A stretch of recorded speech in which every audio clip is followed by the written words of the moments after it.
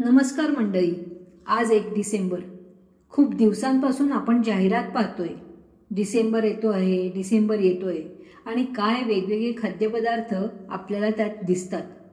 या निमित्ताने मला एक सांगायचे की सध्या अनेकविध प्लॅटफॉर्म्सच्या माध्यमातून आपल्याला थंडी येते आहे किंवा थंडी सुरू झाली आहे म्हणून खूप स्पायसी पदार्थ खा असा मोठा प्रचार सुरू झालेला आहे.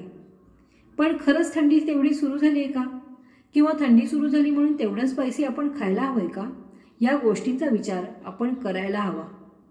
तो विचार करताना आपले आरोग्यही लक्षात घ्यायला हवं. केवळ जिभेचे चोचले पुरवणं हा आपला हेतू असता कामा नये. खूप लोकांना स्पायसी या शब्दांमध्ये झणझणीत, तिखट किंवा मिरचीयुक्त असे अपेक्षित असते. आणि माझ्याकडे येणारे बरेचसे रुग्ण सध्या मी इतकं तिखट खातो असे सांगणारेच जास्त भेटलेत. म्हणून मी ठरवलं की सगळ्यांचीच एकदा गाठभेट घालून द्यावी, आपल्यापैकी काहींच्या लाडक्या तर काहींच्या नावडत्या अशा मिरचीशी.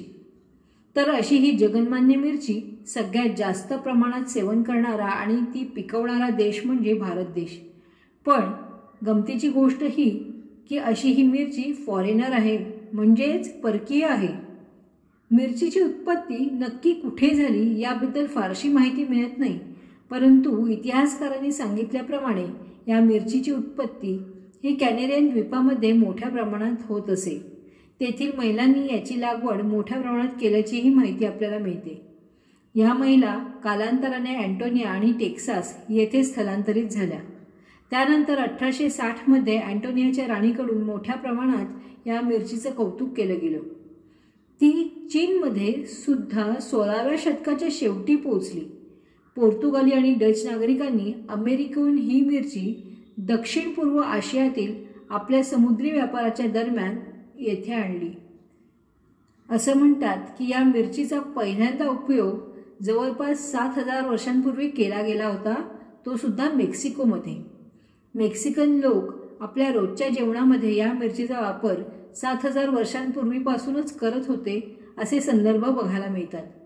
मात्र या मिरचीचा जगाशी संपर्क झाला तो ज्या वेळेला कोलंबस हा इटालियन समुद्री नाविक भारताचा शोध घेत अमेरिकेला पोचला त्यावेळी.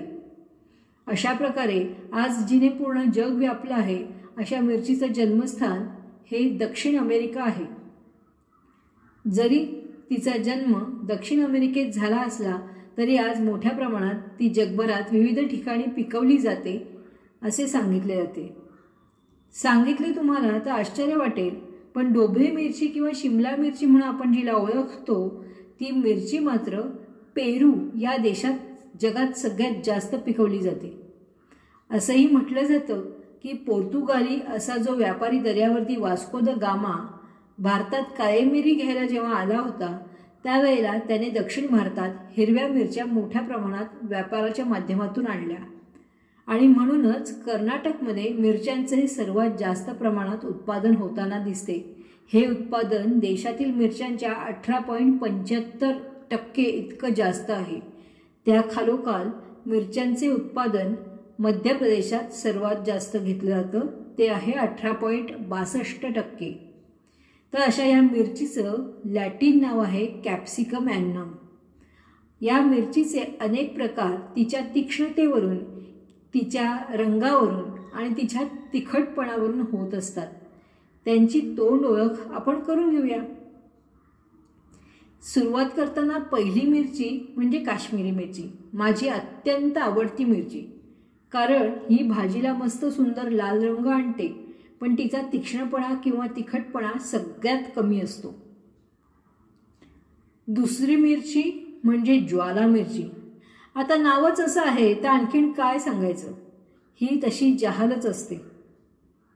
तिसरी मिरची म्हणजे गुंटूर मिरची.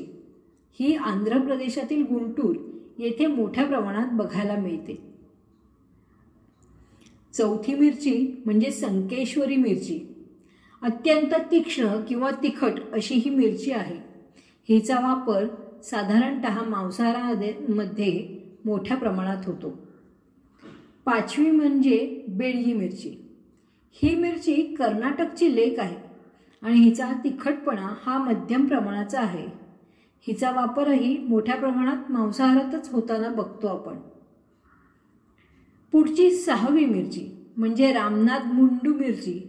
गोलाई असलेली गडद लाल रंगाची ही मिरची तामिळनाडूची लेक आहे.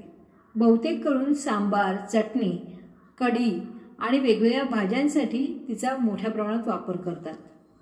7वी मिरची बोरिया मिरची. साधारण बोराच्या आकाराची असलेली ही मिरची खास करून वरणाला, डाळींना, खिचडीला फोडणी देण्यासाठी वापरली जाते. पुढची मिरची आहे नागा आणि भूत जलौकिया मिरची. ही मिरची अत्यंत तीक्ष्ण आणि तिखट असते. शिवाय ती लोणच्यामध्ये वापरली जाणं हे तिचं वैशिष्ट्य आहे. ही मिरची नागालँड, आसाम, मणिपूर येथे मोठ्या प्रमाणात उत्पन्न होते. मिरचीची तीक्ष्णता एवढी जास्त आहे की ती फार मोठ्या प्रमाणात भाज्यांमध्ये वगैरे वापरताना आपल्याला दिसतच नाही. परंतु चिडलेल्या किंवा पिसाळलेल्या हत्तींनी शेताचे नुकसान करू नये म्हणून त्यांना पळवून लावण्यासाठी या मिरचीचा वापर होतो.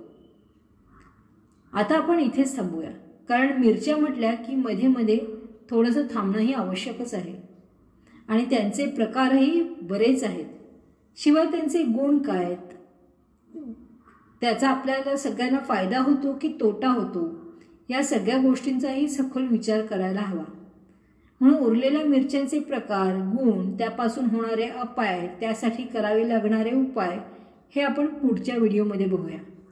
तोपर्यंत तुम्ही काळजी घ्या आणि विचार करत राहा, मिरची खायची की नाही खायची, किती खायची, खरंच खायला हवी आहे का? धन्यवाद.